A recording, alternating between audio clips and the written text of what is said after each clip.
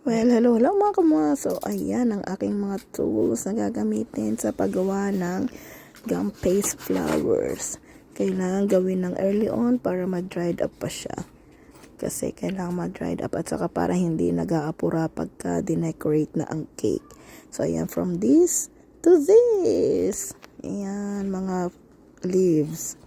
Tapos, nag-bake ako ng French macaron. Hindi talaga kami bate. Buti may nabuo kahit 6. Ayan. Tapos, yung mga butterflies na yan ay edible.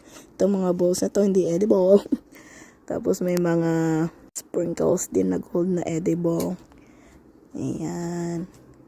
So, ginawa ko yan ng early. Tapos, ang cake niya, ayan. Dapat ito ang design pero may changes. 3-tier. Tapos yung mga anik-anik ay gawing flowers saka butterflies. Ayan ang kinalabasan. Ako'y nervous pag mga ganitong cake. Actually, tumatanggi na nga ako sa mga ibang mo order kasi ala talaga ang bilib sa sarili ko. Pero marami namang positive na nagbigay ng comment sa maganda daw. Thank you naman at maraming naka-appreciate. Ako lang talaga ang medyo walang bilib sa sarili. Did you know na saktong 18 roses ang flowers niyan? Ito, bilangin natin. 1, 2, 3, 4, 5, 6, 7, 8, 9, 10, 11, 12, 13, 14, 15, 16, 17, 18. 18 roses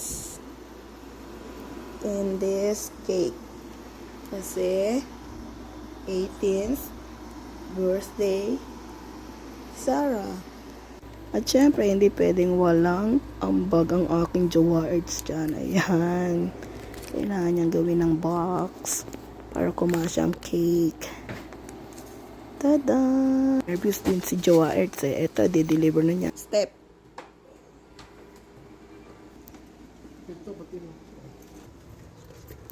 Alam nyo ba na proven na talagang stable ang pinagawa ko sa kanyang delivery cake box. Improvise lang yan.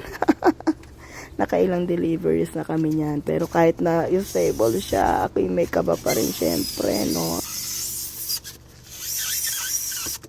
Okay na. Ready to go? Bye.